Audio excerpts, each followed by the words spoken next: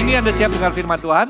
Ya, kita belajar sama-sama di Kisah Para Rasul pasal yang kedua ayat yang ke-17. Kita akan belajar tentang impian dan khususnya kita akan belajar dari satu tokoh yang namanya Abraham. Kisah Para Rasul pasal yang kedua ayat 17. Kita baca sama-sama ya teman-teman semuanya ya. 1, 2, 3. Akan terjadi pada hari-hari terakhir, demikianlah firman Allah, bahwa aku akan mencurahkan rohku ke atas semua manusia. Maka anak-anakmu laki-laki dan perempuan akan bernubuat dan teruna-terunamu akan mendapat penglihatan-penglihatan dan orang-orangmu yang tua akan mendapat mimpi. Amin. Jadi kita bisa melihat Kisah Para Rasul 2 ini mengquote dari kitab Yoel. Jadi sudah dibuatkan sejak lama bahwa orang tua akan mendapatkan mimpi ya, dan anak-anak muda akan mendapatkan penglihatan dan anak-anak kecil akan mendapatkan nubuatan demi nubuatan. Jadi ketika kita bicara tentang pelayanan gereja Mawar Sharon, itu bukan ketika dikatakan dapat the year of dream and vision yang dicanangkan oleh Pastor Philip, itu bukan hal yang baru. Dari Kisah Para Rasul sudah dibuatkan, bahkan dari Yoel di kitab Perjanjian Lama sudah dituliskan. Dan puji Tuhan kita hidup di hari-hari terakhir, berarti nubuatan ini akan lebih digenapi di dalam kehidupan kita. Yang percaya katakan amin. Jadi saya mengucap syukur ada di gereja yang ada di dalam kegerakan Tuhan, di mana anak-anak dilawat Tuhan, bisa dipakai Tuhan, orang muda itu bisa bergerak dan melakukan perkara yang dahsyat dan ajaib. Bahkan orang-orang yang tua itu akan juga tidak ketinggalan. Amin. Kita akan dapatkan mimpi demi mimpi. Nah hari ini saya ingin, sebelum saya sharing tentang kehidupan Abraham, bagaimana dia mendapatkan mimpi, saya ingin share dulu, kenapa sih mimpi itu berguna di dalam kehidupan kita? Apa gunanya mimpi? Karena mungkin bagi seorang anak kecil, mimpi itu mudah sekali rasanya. Kalau saya tanya sama keponakan saya yang paling kecil aja ya, dia tanyakan kamu mau jadi apa gitu ya, dia gampang jawabnya, saya mau jadi dokter, saya mau jadi pilot, saya mau jadi insinyur gitu ya. Banyak sekali, gampang banget dia cerita tentang mimpinya. Entah kenapa ketika kita bertumbuh dewasa, ya, ketika ditanya kamu mimpinya apa, kita lebih banyak mikirnya daripada ngejawabnya. Kita nggak bisa sespontan anak kecil, kita bahkan berkata mau mimpi yang besar pun itu jadi takut. Kenapa? Karena banyak dari kita sudah ngalamin yang namanya tantangan kehidupan. Betul ya Bapak Ibu sekalian? Karena begitu banyaknya tantangan kehidupan, membuat kita punya banyak alasan untuk tidak bisa bermimpi. Tapi Tuhan tidak menghendaki kita demikian. Yang percaya katakan amin. Tuhan menghendaki kita itu tetap hidup di dalam mimpi, khususnya mimpinya Tuhan. Karena pekerjaan Tuhan di dalam kehidupan kita itu tidak stop hari ini. Tidak cukup dengan apa yang Anda nikmati hari ini. Tuhan ingin bawa Anda ke satu posisi, satu tempat, suatu impian yang lebih besar dari keadaan kita hari ini. Yang percaya katakan amin. Nah, mari kita sebelum bahas itu, saya mau bahas dulu. Apa sih gunanya mimpi di dalam kehidupan kita? Apa gunanya mimpi dan penglihatan? Ketika saya merenungkan ini, ada satu poin yang penting yang saya catat, Bapak Ibu juga bisa catat. Ternyata mimpi itu gunanya pertama untuk bisa membangkitkan semangat dalam kehidupan kita. Ketika kita bermimpi, Tuhan memberikan gambaran apa yang mungkin bisa terjadi di masa yang akan datang. Dan ketika kita semakin jelas melihat gambaran yang bisa terjadi di masa mendatang, itu bisa membangkitkan semangat di dalam kehidupan kita. Semakin jelas apa yang kita lihat, semakin besar juga semangat yang kita miliki.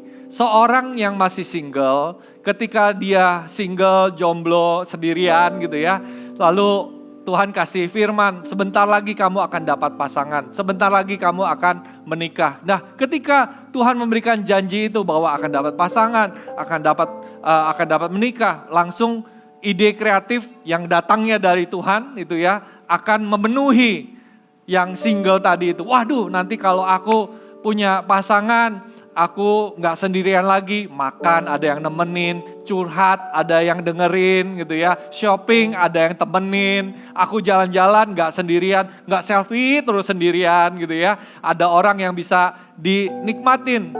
Dan juga nanti punya anak, wah impiannya banyak, nanti juga punya rumah impian, nanti bisa begini, bisa lakukan usaha begini. Jadi ketika impian itu diberikan buat seorang single, impian itu memberikan semangat.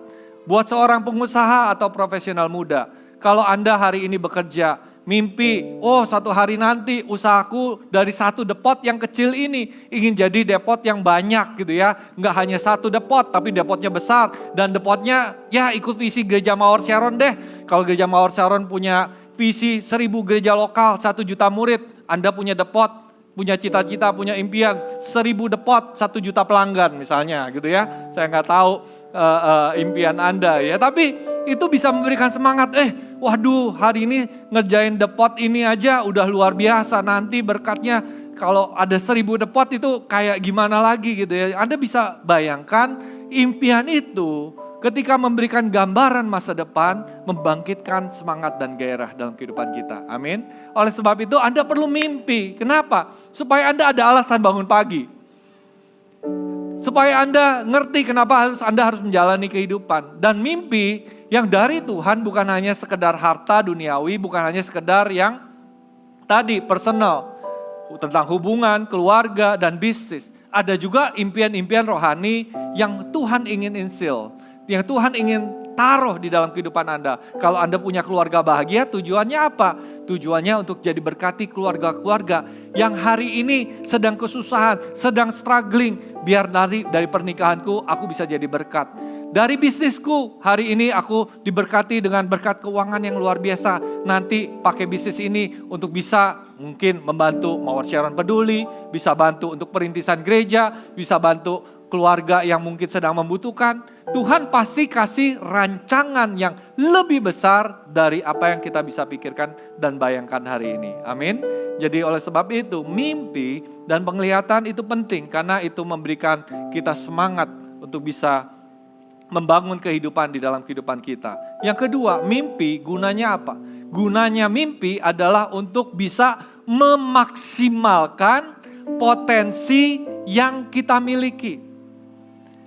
Mimpi itu memperbesar kapasitas yang hari ini Anda punya. Karena untuk mencapai impian dari Tuhan, Anda perlu berkembang, Anda perlu bertumbuh, Anda perlu banyak belajar. Yang percaya katakan amin.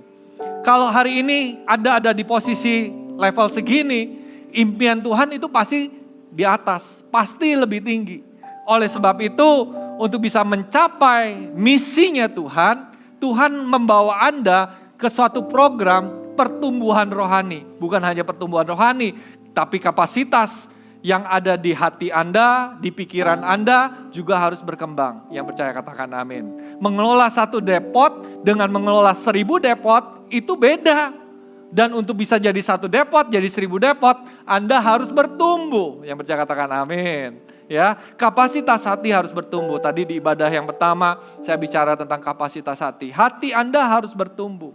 Di ibadah yang kedua saya bicara tentang kapasitas iman. Iman kita harus bertumbuh, nggak bisa biasa-biasa lagi.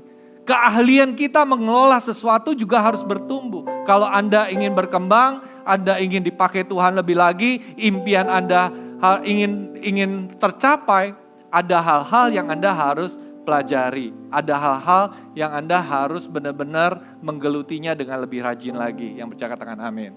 Saya visi Gereja Mawar Sharon 20, 30, 300 dalam waktu dekat ini ya, saya sangat-sangat tertantang. Ya, karena untuk mencapai visi ini rasanya susah sekali, sulit sekali. Benar Bapak Ibu sekalian. Karena mungkin saya tahu statistiknya ya. Selama gereja berdiri, ketika kegerakan Tuhan ada di tahun 2000, Pastor Philip mulai mencanangkan kegerakan dari tahun 2000 sampai tahun 2020. Ya, itu 20 tahun Gereja Mawar Sharon itu jumlahnya 45. 43, 45, 46 gitu ya. Kadang ada, kadang harus ditunda ya, dikecilin lagi gitu ya karena ada kendala-kendala yang terjadi. Segitu aja 20 tahun 45, 46 gereja.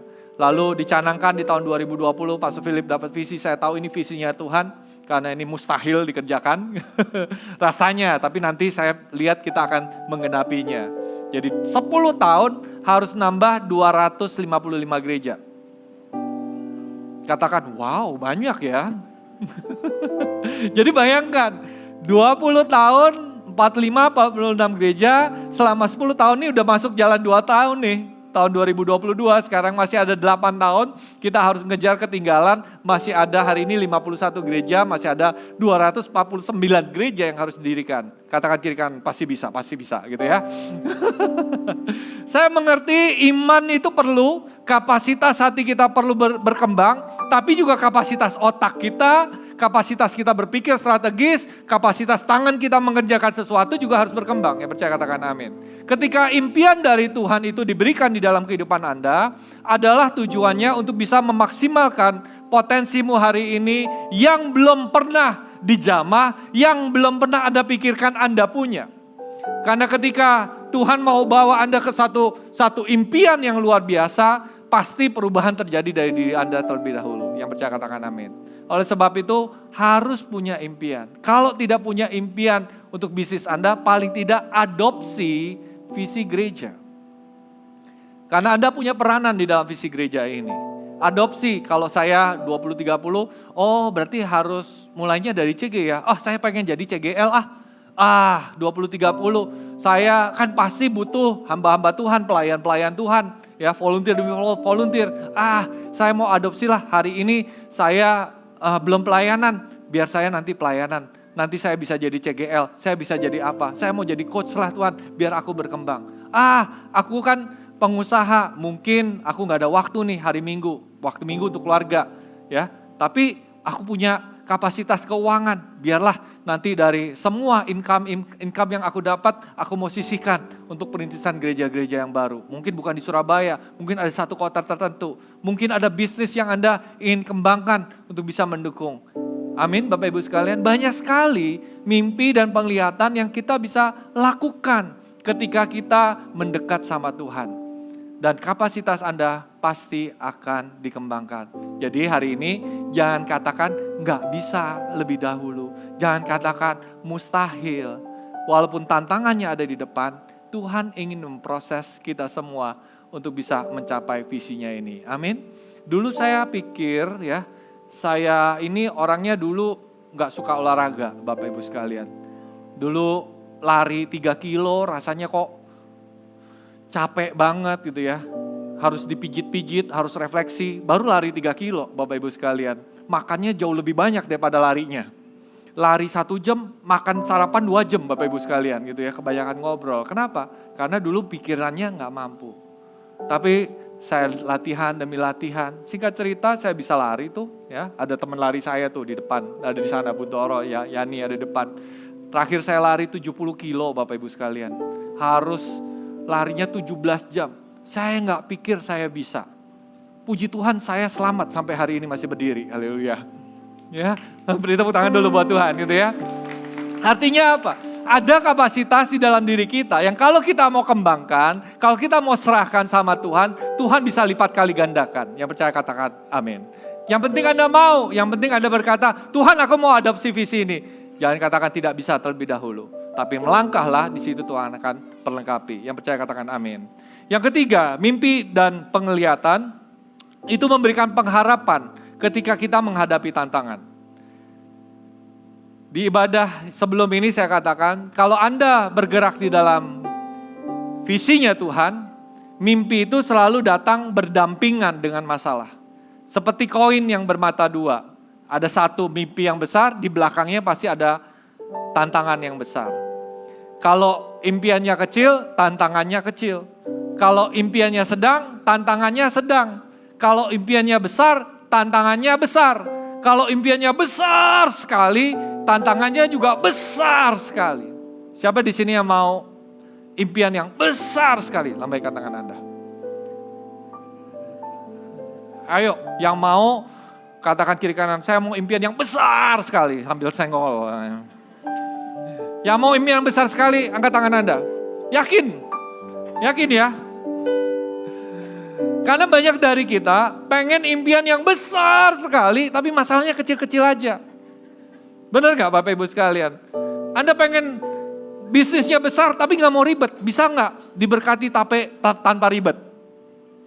Kayaknya susah ya Bapak Ibu sekalian. Karena Tuhan pasti kasih tantangan ketika kita mengerjakan impian yang besar itu.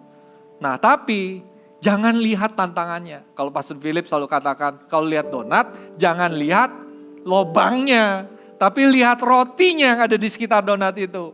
Ketika Anda ngambil koin yang namanya impian yang besar sekali, di belakangnya juga ada tantangan, ambil itu semua.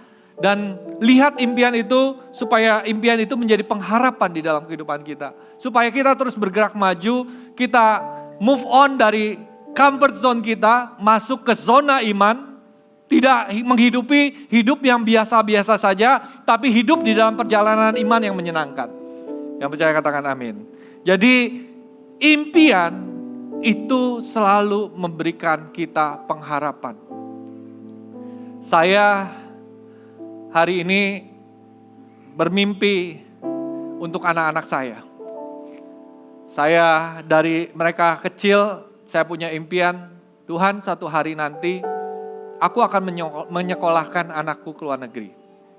Aku punya impian anak-anak yang ini bisa belajar, bisa diberkati, bisa dapat pengalaman sekolah di luar negeri. Ini impian seorang bapak buat anak-anaknya. Dan waktu ngejalaninya susah loh Bapak Ibu sekalian. Saya harus nabung, saya harus hemat-hemat sedemikian rupa. Income juga kadang ada bagus, kadang juga enggak gitu ya.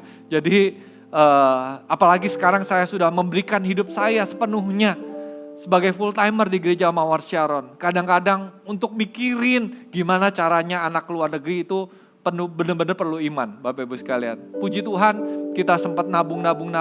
Tapi hari-hari ini tantangan demi tantangan itu naik makin banyak Bapak Ibu sekalian. Anak saya satu sekolah harga bensin naik. Bingung saya. Harga bensin dari $4 sekarang jadi $6 Bapak Ibu sekalian. Inflasi jadi tinggi sekali. Biaya-biaya jadi mahal. Hitungan-hitungan saya jadi rasanya gak masuk akal nih. Bisa gak sampai selesai nih. Sampai lulus nih. Bisa gak ini semuanya? Galau gak? Galau. Takut gak? Takut gitu ya. Tapi tantangan bukan untuk menekan kita. Yang percaya katakan amin. Tantangan itu untuk mendewasakan kita. Tantangan diberikan untuk bisa memberikan kita kekuatan. Tantangan itu membuat kita benar-benar bergantung hanya kepada Tuhan, bukan kepada kekuatan kita sendiri. Tantangan mendekatkan kita kepada Tuhan. Kalau Anda mau menghadapi tantangan Anda, beri tepuk tangan yang meriah buat Allah kita. Amin. Look at your dreams. Lihat impian Anda yang penuh dengan kemustahilan, yang penuh dengan ketidakmungkinan itu. Jangan lihat tidak mungkin, jangan lihat mustahil. Tapi lihat, di balik itu semua, ada perjalanan iman bersama dengan Tuhan. Di balik itu semua pasti ada air mata. Saya tahu pasti ada air mata. Pasti ada lutut yang harus berlutut dan berdoa. Harus ada teriakan-teriakan, benar-benar untuk bisa minta sungguh-sungguh sama Tuhan. Tapi disitulah letaknya ketika kita mengejar mimpi. Ketika kita mencapai impian, nanti kita mengerti bahwa hasil akhir itu bukan segalanya. Tapi proses untuk bisa mencapai hasil akhir, itu yang jadi indah. Hasil akhir hari ini jadi goal utama. Tapi kita nanti akan mengerti bahwa hasil akhir itu hanya byproduct atau goal yang kedua. Goal yang pertama adalah proses yang terjadi dalam kehidupan kita. Amin. Dan saya berdoa semoga Anda ngerti nanti. Ketika kita ngejar mimpi sama-sama, Tuhan interested dengan siapa kita, bukan apa impian kita. Tuhan itu tertarik dengan proses. Kita ini bisa jadi apa, bukan kita bisa memiliki apa. Yang percaya katakan amin. Kita jadi apa itu Tuhan, tadi saya cerita, seperti anak saya. Nanti saya tahu anak saya bakal jadi sukses, bisa jadi berhasil gitu ya. Tapi saya gak minta suksesnya, saya gak minta uangnya. Saya gak minta dia itu bisa biayain saya nanti, kalau saya sama istri saya udah tua gitu ya. Nanti bisa beliin apa-apa, bisa ajak jalan-jalan, saya gak ngejar itu gitu ya. Saya ngejar anak saya bisa jadi orang sukses, bukan suksesnya. Betul Bapak Ibu sekalian? Sama seperti Tuhan. nanti ketika kita mengejar mimpi, impian itu seperti awal untuk memulai, tapi tujuan akhirnya bukanlah impiannya. Tujuan akhirnya pasti siapa kita bisa menjadi di hadapan Tuhan. Amin. Yang terakhir, impian itu mengubah sebuah kesuksesan menjadi sebuah keberartian. Sukses bukan hanya orang yang sukses, bukan berarti orang yang hidupnya penuh dengan arti. Tapi kalau orang yang hidupnya penuh arti, biasanya dia orang yang sukses. Karena arti, meaning, significant is not the same as sukses. Significant itu berbeda dengan yang namanya sukses. Saya kasih contoh gitu ya. Suatu hari saya pergi ke Sulawesi Utara, masuk ke kampung, naik gunung Bapak Ibu sekalian. Ini perjalanan misi. Di kampung itu belum ada listrik yang masuk. Jadi masih pedalaman lah. Waktu itu tahun lama sih. Jadi tahun 96 kalau nggak salah saya ke sana. Jadi listrik belum merata Bapak Ibu sekalian. Dan saya ke kampung itu di daerah Sulawesi Utara. Ini tinggi naik ke gunung gitu ya. Nah saya lihat, saya pikir waktu awal, wah masuk ke kampung ini pasti keadaannya nggak enak. Tapi pas saya sampai di sana, ternyata kampungnya bagus Bapak Ibu sekalian. Rumah-rumahnya nggak dari kayu, gedek yang jelek gitu ya. Rumahnya beton semua. Kenapa? Saya bilang, kok rumahnya keren-keren nih, kayak rumah di kota, saya bilang gitu ya. Ternyata daerah itu walaupun di kampung, penghasilannya adalah sarang burung walet. Jadi naik ke gunung, ini yang asli, bukan di rumah. Naik ke gunung, ambil burung walet. Nah, kalau lagi panen, itu bawa duitnya pakai karung Bapak Ibu sekalian, saking banyaknya. Mereka nggak ngerti bank gitu. Nah, waktu saya bertamu, kunjungan kan penginjilan. Dari rumah ke rumah, saya perhatikan mereka itu punya lemari es. Dan uniknya, lemari esnya mereka itu ditaruhnya di ruang tamu. Nah pertanyaan saya waktu lihat lemari es di ruang tamu, kenapa itu lemari es ada di ruang tamu? Pertanyaan saya kedua, kampung ini nggak ada listriknya, lemari esnya ini nyalainnya bagaimana?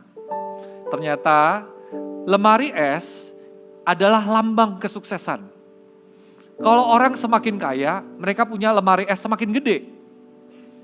Jadi ditaruh harus di ruang tamu supaya orang tahu gua punya lemari es. Tapi apakah itu tujuan lemari es? Bukan. Lemari es tujuannya untuk menyimpan makanan, bukan untuk pamer-pameran, ya. Nah, kedua, listrik, nggak ada listrik. Nanti lemari es gimana nyalainnya? Nggak ada listrik. Ditunjukin, pas dibuka, lemari esnya isinya bukan makanan, isinya baju. Ternyata lemari esnya bukan untuk menyimpan makanan, tapi jadi lemari baju. Itu yang menciptakan kulkas langsung sakit hati. Lihat kulkasnya dipakai bukan untuk menyimpan makanan, bukan untuk mengawetkan makanan, tapi untuk menyimpan baju. Dia sukses sih jadi lemari, tapi tidak menjalankan fungsinya. Dia bisa menjadi simbol status keberhasilan buat seseorang jadi bangga. Tapi apakah itu tujuannya? Jadi seorang pencipta lemari es, ciptain lemari es. Enggak. Kita semua juga demikian Bapak Ibu sekalian. Ketika Tuhan menciptakan kita, ada tujuan yang mulia yang Tuhan kasih. Dan itu bukan hanya sekedar sukses. Yang percaya katakan amin. Ada signifikannya, masing-masing Anda ada peranannya. Saya memainkan peranan di belakang layar untuk menjadi seorang yang mendukung pelayanan Gereja Mawar Sharon di sisi manajemen, leadership, dan strategi. Itu tujuan saya. Saya nggak mainkan peranan jadi pengkhotbah, walaupun khotbah bisa, but this is not my main task, bukan tugas utama saya. Tugas utama saya tetap di belakang layar, fungsinya sesuai peranannya masing-masing. Hari ini Anda juga punya tugas seperti demikian. Anda bisa jadi businessman, bisa jadi ibu rumah tangga, bisa jadi pelajar, bisa jadi profesional muda, bisa jadi mahasiswa, apapun juga pasti ada tujuannya. Tapi itu hanya yang kelihatan di luar. Anda harus cari lebih dalam lagi, mendekat sama Tuhan. Kalau aku jadi pengusaha, tujuanku apa? Karena pengusaha banyak. Amin, Bapak Ibu sekalian. Supaya Anda hidup yang sekali ini kita jalankan dengan maksimal. Yang percaya katakan amin. Jadi mimpi Yang keempat adalah menjadikan kita hidup ini penuh dengan arti. Enggak hidup yang sekedar hidup aja. Hidup yang benar-benar untuk kemuliaan Tuhan. Hidup bukan untuk hidup diri kita sendiri. Amin. Nah, hari ini saya ingin kita belajar dari satu tokoh. Ya, satu tokoh yang mengejar mimpinya. Di Kejadian pasal 18 ayat 9 sampai 15. Impian yang enggak mudah. Kejadian pasal 18 ayat 9 sampai 15. Abraham. Ya. Lalu kata mereka kepadanya, "Di manakah Sarah istrimu?" Jawabnya, "Di sana, di dalam kemah." Dan firman-Nya, "Sesungguhnya aku akan kembali tahun depan mendapatkan engkau. Pada waktu itulah Sarah istrimu akan mempunyai seorang anak laki-laki." Dan Sarah mendengarkan pada pintu kemah yang di belakangnya. Adapun Abraham dan Sarah telah tua dan lanjut umurnya, dan Sarah telah mati haid. Jadi tertawalah Sarah dalam hatinya, katanya, "Akan berahikah aku setelah aku sudah layu, sedangkan tuanku sudah tua?" Lalu berfirmanlah Tuhan kepada Abraham, "Mengapakah Sarah tertawa dan berkata, sungguhkah aku akan melahirkan anak sedangkan aku telah tua? Adakah sesuatu apapun yang mustahil untuk Tuhan? Pada waktu yang telah ditetapkan itu, tahun depan aku akan kembali mendapatkan kau." Pada waktu itulah Sarah mempunyai seorang anak laki-laki. Lalu Sarah menyangkal, katanya, "Aku tidak tertawa sebab ia takut." Tetapi Tuhan berfirman, "Tidak, memang engkau tertawa." Nah, kita ingin belajar dari Abraham dan Sarah. Ketika dia mengejar impiannya, apa sih yang terjadi? Kalau kita tahu tadi, mimpi dan penglihatan itu penting dalam kehidupan kita. Nah, Abraham dan Sarah ketika saya doakan, saya ingin bagikan kepada Bapak Ibu sekalian. Karena Abraham dan Sarah ini mengalami impian yang tertunda, delay.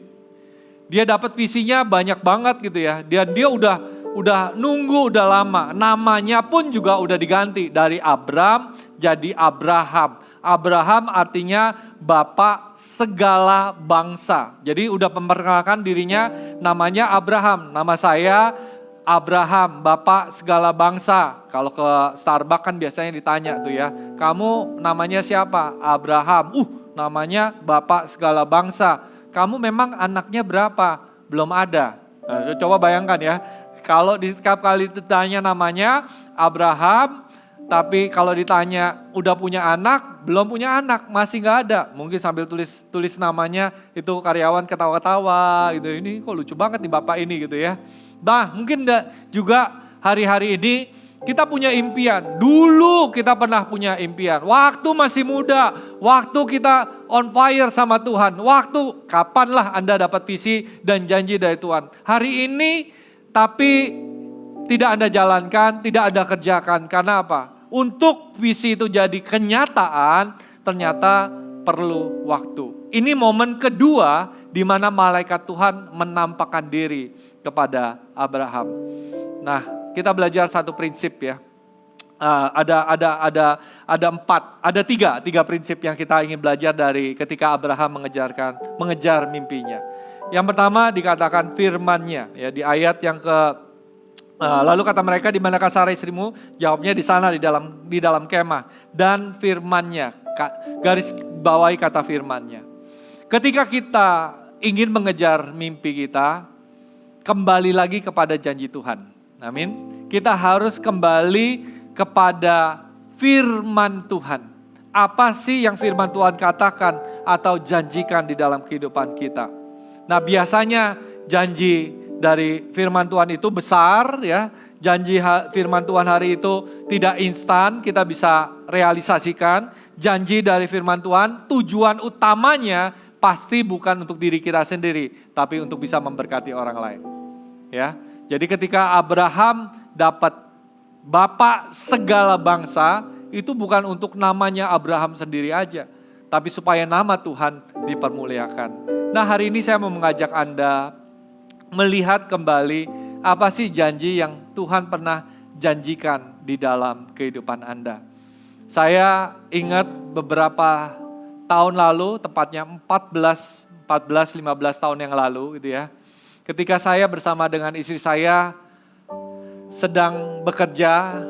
Waktu itu saya bekerja sama mertua saya, orang tua keluarga istri saya punya perkebunan kelapa sawit, dan hari itu saya sedang bekerja sama papa mertua saya. Dan ketika saya kerja, saya sudah dekat sama Pastor Philip, dan saya suka mission trip sama Pastor Philip. Suka mission trip gitu ya. Nah ketika mission trip, saya semakin ngerti visi Gereja Mawar Sharon. 1000 gereja lokal, 1 juta murid. 1000 gereja lokal, 1 juta murid.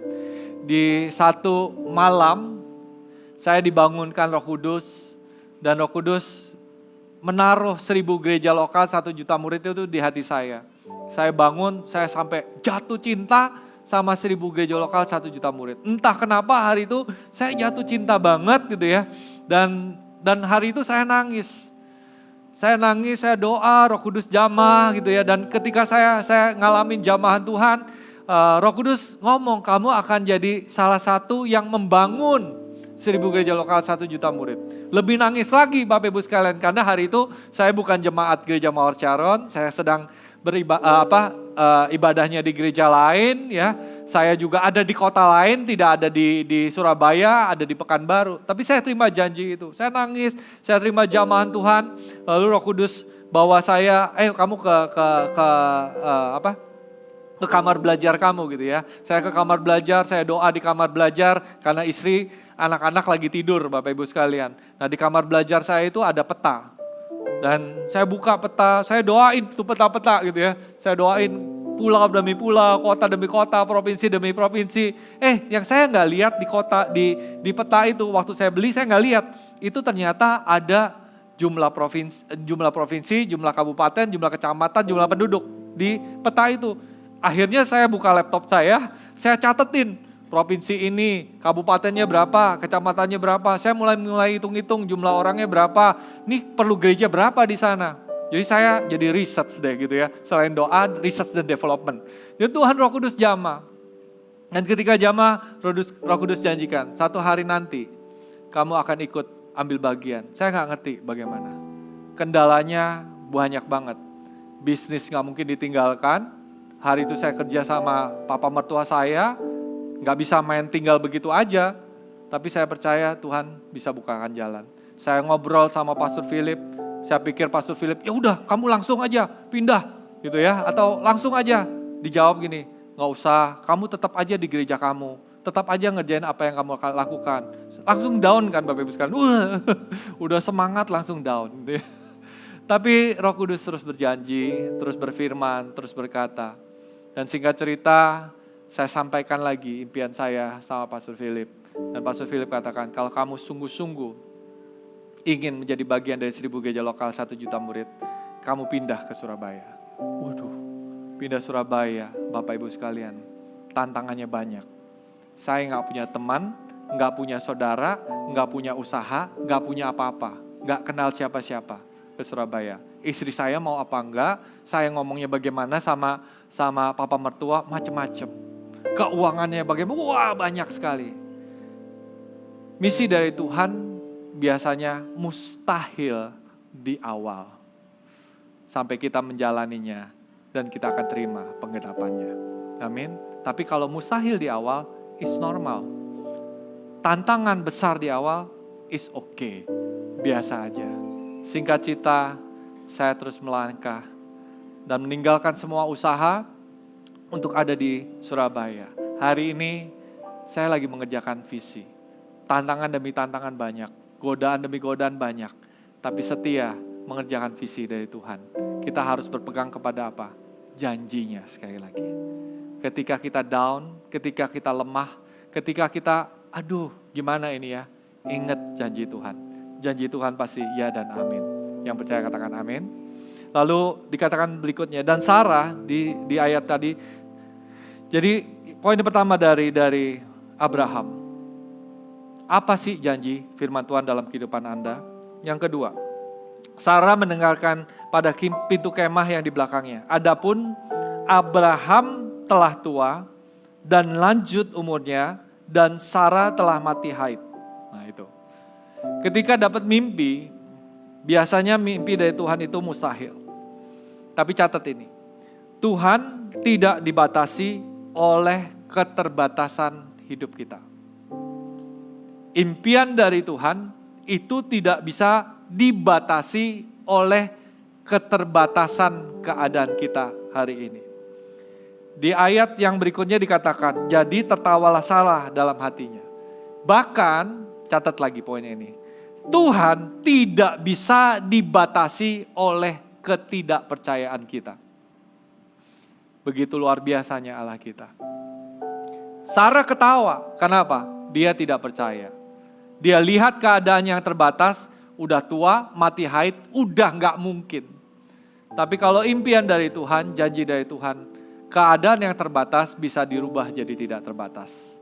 Kalau Anda tidak percaya, Tuhan bisa rubah jadi percaya. Amin. Tuhan itu dahsyat, Tuhan itu luar biasa. Hari ini lihat keterbatasanmu hari ini, karena Tuhan ingin rubah jadi tidak terbatas.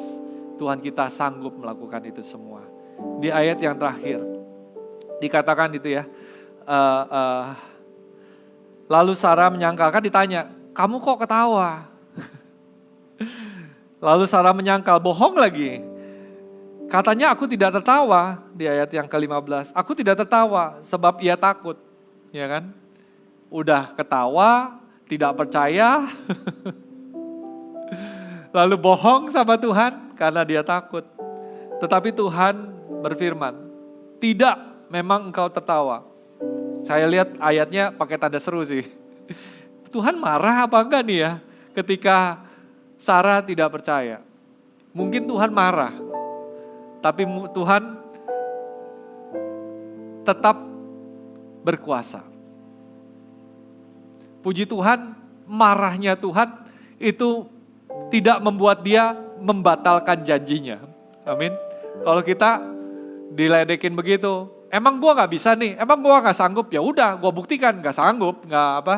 Misalnya kita janji makan, apa kamu bisa bayarin saya makan? Kalau kita biasanya, ya udah, gua nggak bayar makan, ngapain, ya kan? Lu nggak percaya sama gua. Tapi Tuhan tuh enggak lu. Tuhan tidak mudah tersinggung ternyata. Amin. Walaupun Sarah ketawa, walaupun hari ini di hati kita tidak percaya, jika Tuhan sudah berfirman, Ia pasti akan menggenapi janjinya. Yang percaya katakan amin. That's how good it is. Itulah baiknya Tuhan. Itulah dahsyatnya Tuhan. Itulah luar biasanya Tuhan. Amin. Hari ini kalau ada mimpi yang Tuhan sudah nyatakan dalam kehidupanmu, belum terlaksana, rasanya gak mungkin, bahkan Anda sudah umpet.